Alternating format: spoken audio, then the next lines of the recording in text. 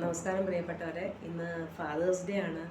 അപ്പോൾ എല്ലാവർക്കും ഒരു നല്ല ഫാദേഴ്സ് ഡേ ആശംസിക്കുന്നു. എനിക്ക് എൻ്റെ മനസ്സിലെ ചെറിയ വിഷമങ്ങൾ നിങ്ങളുമായിട്ട് പങ്കുവയ്ക്കാമെന്ന് കരുതിയിട്ടാണ് ഇന്ന് ഈ വീഡിയോ ചെയ്യുന്നത്.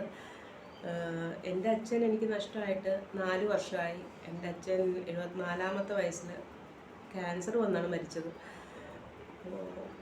എൻ്റെ അച്ഛൻ എൻ്റെ ഒരു നല്ല ബെസ്റ്റ് ഫ്രണ്ടായിരുന്നു. എല്ലാ കാര്യങ്ങളും എൻ്റെ അച്ഛനുമായിട്ട് പങ്കുവയ്ക്കാൻ സാധിച്ചിട്ടുണ്ട്. എനിക്ക് ഒന്നിലും പരാതിയില്ലാത്തൊരു സ്നേഹമാണ്, ഹൃദയം നിറഞ്ഞ് തുളുമ്പുന്ന സ്നേഹമാണ് എൻ്റെ അച്ഛൻ.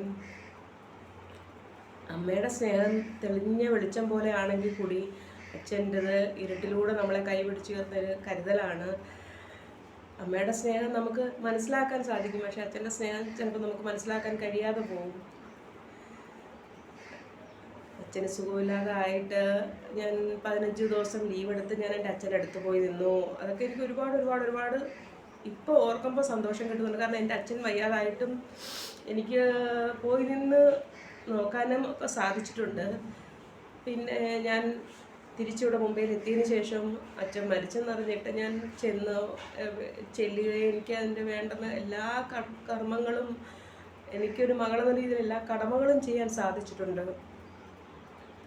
അത് കഴിഞ്ഞ് 1 വർഷം കഴിഞ്ഞ് ശേഷം കർക്കിടക വാവുബലി, ഇത് അന്യനാട്ടിലാണെങ്കിൽ കൂടി കർക്കിടക വാവുബലി, നമസ്കാരം കൂട്ട്, അങ്ങനെയുള്ള എല്ലാ കാര്യങ്ങളും നമുക്കിവിടെ ചെയ്യാൻ സാധിക്കാറുണ്ട്.